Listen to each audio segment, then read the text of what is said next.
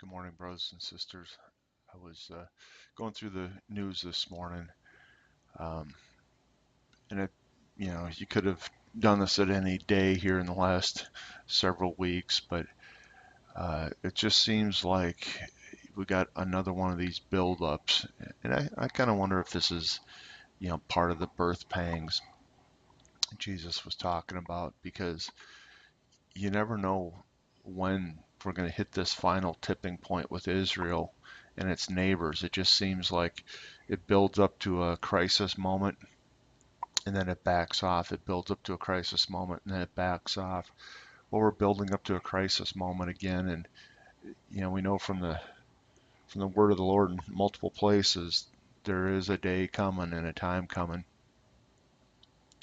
where it's not going to back off. It's actually going to happen. So just let's pop through a couple of news articles, and then actually I want to go back to a passage I've gotten into. It feels like every time the news builds up to this point, I go back to this set of passages in Zephaniah because I think it just, I think it is one of a handful of passages that's pretty seminal in terms of what's going to happen right at the initiation of the tribulation. And so we're going to pick that one apart a little bit more carefully, I think, than I've done before.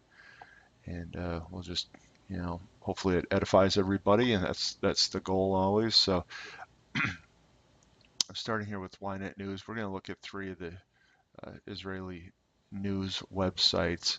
You can see here as bid for Hamas truce stagnates, Israel mulls Gaza operation. Now, they've been launching rockets again out of Gaza, and even though there's been several attempts at um, trying to get both sides to agree that, if the rockets stop, Israel will stop targeting, their missile launchers and all that.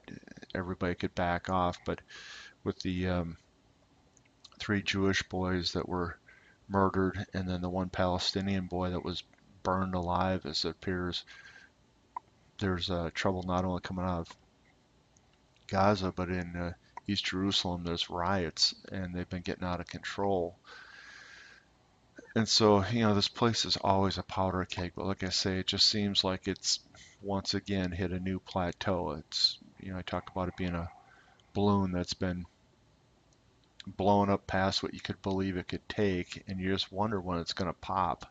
But then a little bit of air gets let out, and it seems to go for several more weeks. And so here we are back. So Hamas doesn't want truce. They're launching rockets. Uh, IAF strikes Gaza underground rocket launchers as Eskol region comes under heavy fire now. Uh, you can remember Eskol when we do our little bit of our Bible study here, but you can see your code red rocket siren sound in the Eskol region. All right, and let's go over to Debka file. Hamas flatly spurns ceasefire. Israel airstrike kills 7 of its operatives in Gaza.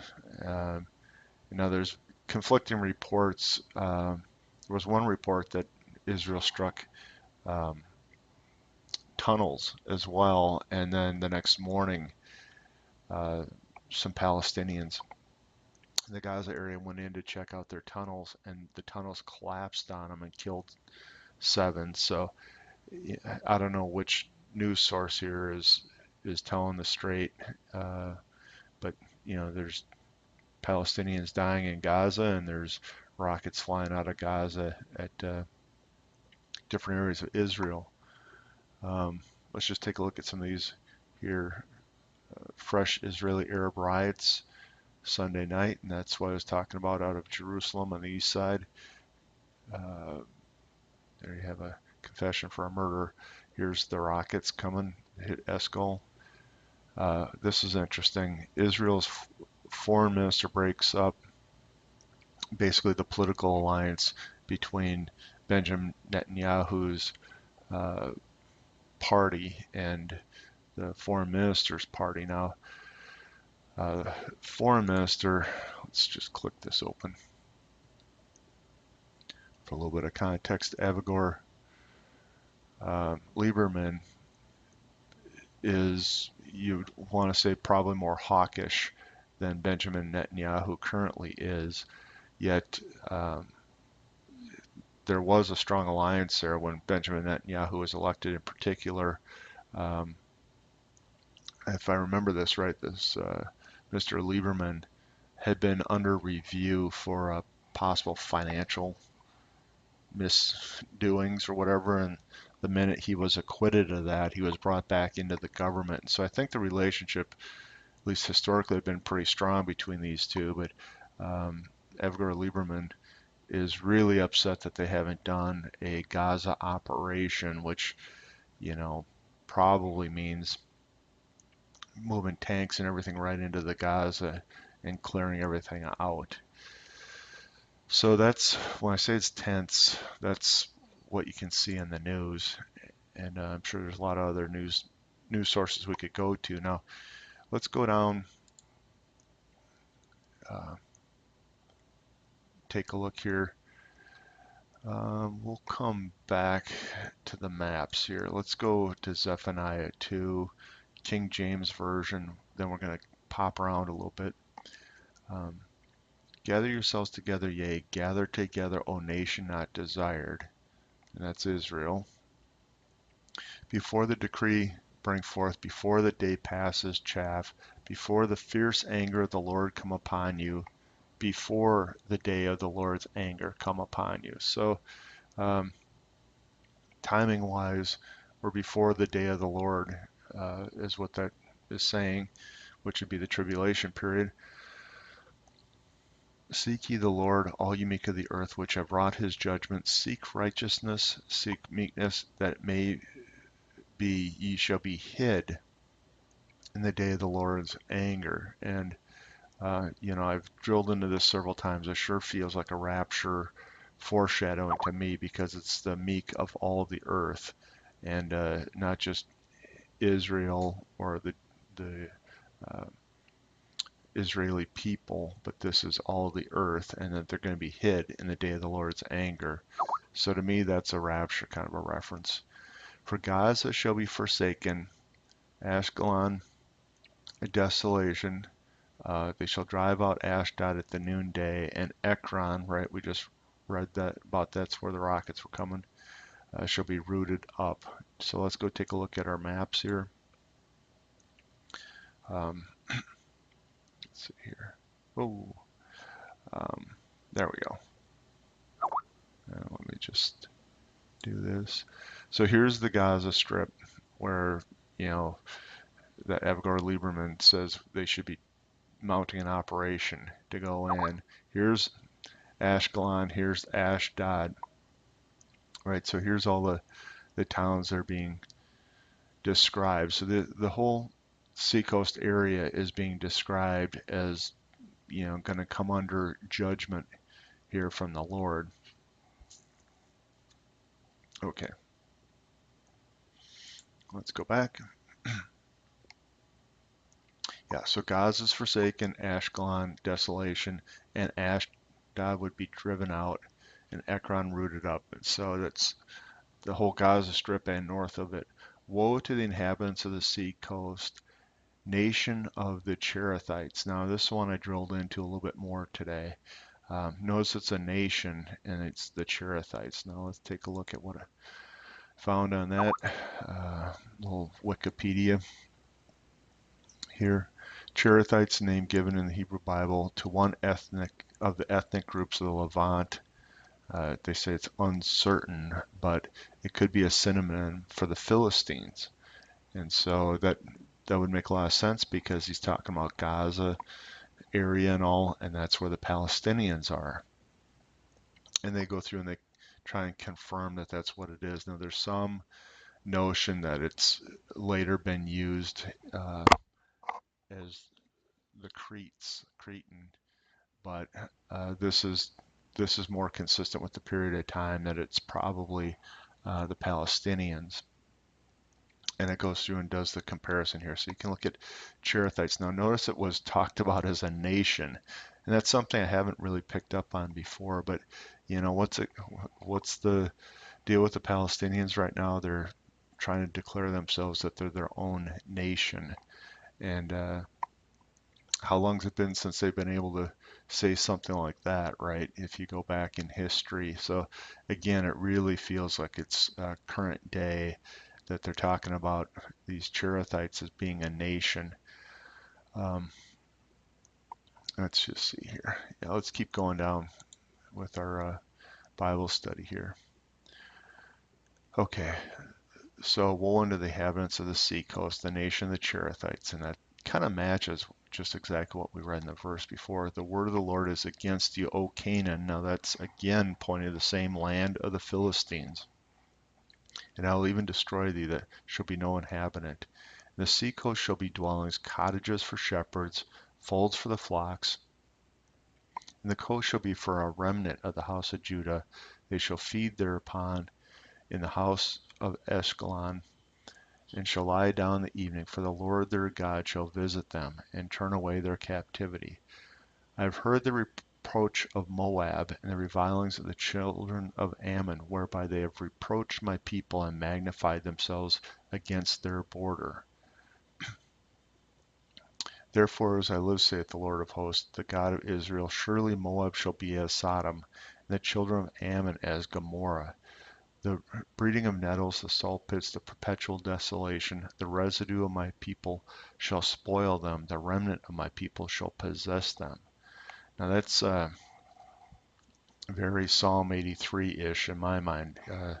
Just yesterday we did the Jeremiah 25 walkthrough, and we get the same, Moab, Ammon was an end times reference, and the same Philistine issue, which all appear to show up here again in the end times. Okay, sorry, they shall have their pride because they have reproached and magnified themselves against the people of the Lord of hosts, which is exactly what the struggle is all about. The Lord will be terrible unto them. He will famish all the gods of the earth. And now there's your transitioning now into, again, you go move from Psalm 83 or the local populations around Israel, and now it's casting out to the scope of the whole earth. Men shall worship him, everyone from his place, and all the isles of the heathen. Okay, so there's a reference to somebody being worshipped by the heathens.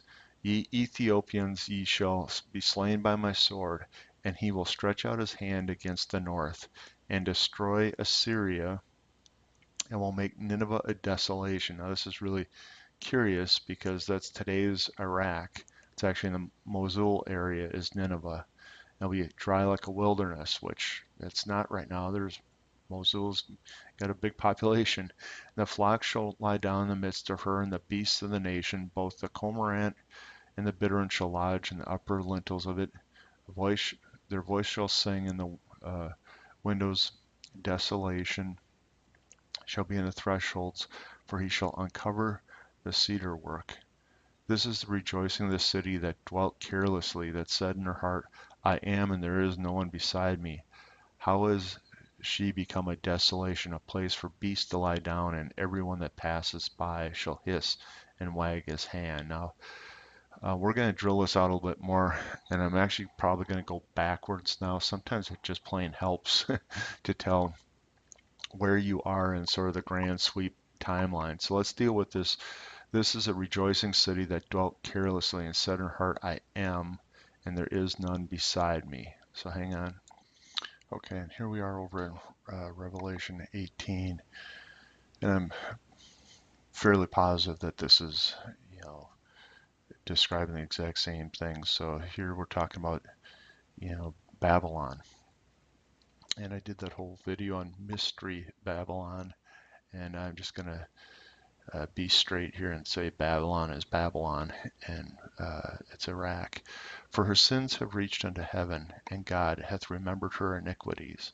Reward her even as she rewarded you. Do double to her according to her works. In the cup which she hath filled to her double. How much she hath glorified herself and lived deliciously. So much torment and sorrow give her. For she saith in her heart, I sit as a queen. I am no widow, and shall not see sorrow. Therefore plagues will come in one day, mourning, famine, and she shall be utterly burned with fire, for strong is the Lord God that judges her. The kings of the earth who have committed fornication, lived deliciously with her, shall bewail her and lament her, and shall see her smoke uh, lining up. And so you can see the description here of Babylon. And let's go back to our passage now. This is the rejoicing city that dwelt carelessly and said, I am, and there is none beside me. How she has become a desolation. So it's exactly parallel, if you ask me, as what we're talking about. Now, coming down through here, we were getting context. It's all in the Middle East. And let's just go backwards now. For the flocks will lie down in her, and all the beasts of the nation, both the cormorant and the bitterns. Now these are, in Hebraic understanding, these are um, non-clean birds here, right? And so it's probably talking about even birds used symbolically in the Bible. Especially these unclean birds are evil spirits, demons, whatever. So you got that. Now this is interesting at 13. And he will stretch out his hand against the north and destroy Assyria, and will make Nineveh a desolation, dry like a wilderness. Now let's go take a look at some more. Uh, let's see here. We did the Cherethites, and we took a look at those coastal cities. Here's Nineveh. Nineveh is situated on the east bank of the Tigris. So it's, if you want to look, it's up here. 50 miles from its mouth and 250 miles north of Babylon. It's first mentioned in the Old Testament in connection with the primitive disbursement migration of the human race. Now listen to this. Asher, according to the margin reading, which is generally preferred. Nimrod is described, Genesis 10, verse 11, and extending his kingdom from the land of Shinar or Babylonia in the south to Assyria in the north, and founding 4 cities, of which the most famous was Nineveh. Hence, Assyria was subsequently known to the Jews as the land of Nimrod. And so I'm kind of pounding on this because we're seeing something interesting in this passage here. We're seeing the end times city that ruled over the earth down here. Now we're getting he will stretch out, oh, sorry, that's God. He will stretch out his hand against the north and destroy Assyria, and will make Nineveh a desolation. The he I was referring to, we actually saw up a little bit higher, was sort of pointing to the Antichrist. And so let's just take a look here now at the Septuagint rendering of this. And again, some people get whacked out by looking at the Septuagint, but you'll see a lot of Bible commentators do this. And one of the reasons why is the Septuagint was the Greek translation of the Tanakh back in the 200s BC is when it was commissioned. And it became, if you want to say, kind of a fork off of the base Hebrew text at that point as they made the Greek translation. Now, that took an independent route through history. The Septuagint did.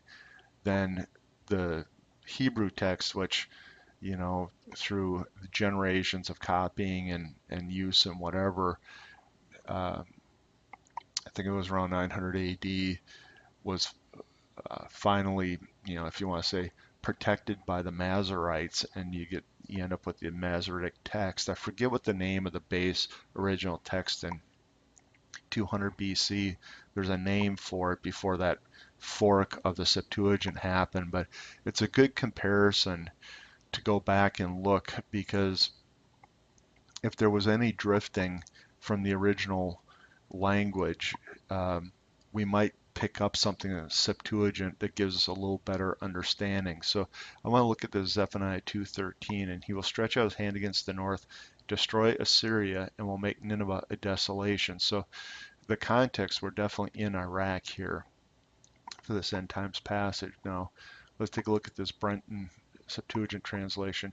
He shall stretch forth his hand against the north and destroy the Assyrian and make Nineveh a dry wilderness, even as a desert. And so we know it's not today. It's Mosul's got, I don't know how many hundreds of thousands of people in it, but it's not a dry desolation.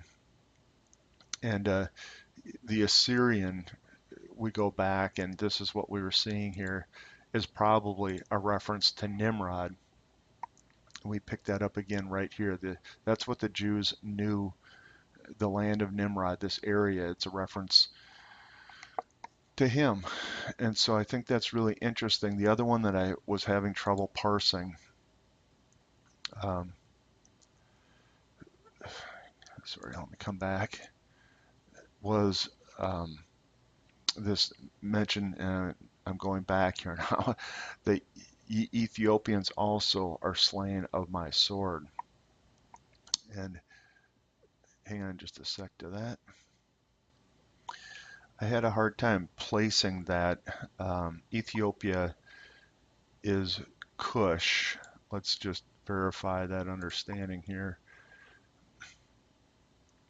Um, yeah, so patronymic form, a Cushite or a descendant of Cush. And if you go back and you study Nimrod, likely came out of Cush to then take over those towns that we talk about in Iraq and Iran and all, and set up his Tower of Babel and all that. And so he's talking about, you know, these Cushites. Now, for a while I thought, oh, is this a reference to Ezekiel 38 and 39? Because Cush is mentioned in there. But I think he's actually talking about something prior to that. I think he's talking about the Nephilim here, because we've got, following this backwards, we're seeing that he's building up to talk about the Antichrist and about you know, the city that certainly parallels Revelation 18's description of the end times Babylon, or mystery Babylon, as a lot of people talk about. So I would just put that out there. Since multiple countries aren't mentioned here, like in Ezekiel 38, 39, is that what we're looking at? Now, to just support that possible look at it here, I dug into what Nineveh is and came into this ancient history encyclopedia. Nineveh is modern day Mosul. Okay, we know that. Was one of the oldest and greatest cities in antiquity. The area was settled as early as 6000 BC, and by 3000 had become an important religious center for the worship of the goddess Ishtar, which we've done that study before. Ishtar is just Semiramis. The early city's subsequent buildings were constructed on a fault line and suffered damage through these earthquakes. I think we'll just leave it right there. But you can see it's pointing to a center of worship for Ishtar, or you know, the pagan satanic religious system that sprung out of Nimrod and Semiramis. And so that's kind of where I'm going with all that. So let's just do a little recap then. Come back here. So it looks like you've got the regathering of the Jewish people in verse 1. You've got the Lord doing a warning that in verse 2 and verse 3 that you should seek the Lord before the day of the Lord, and then you've got that these meek of the earth that sought him will be hidden in the day of the Lord's anger. And so for me, that's your rapture.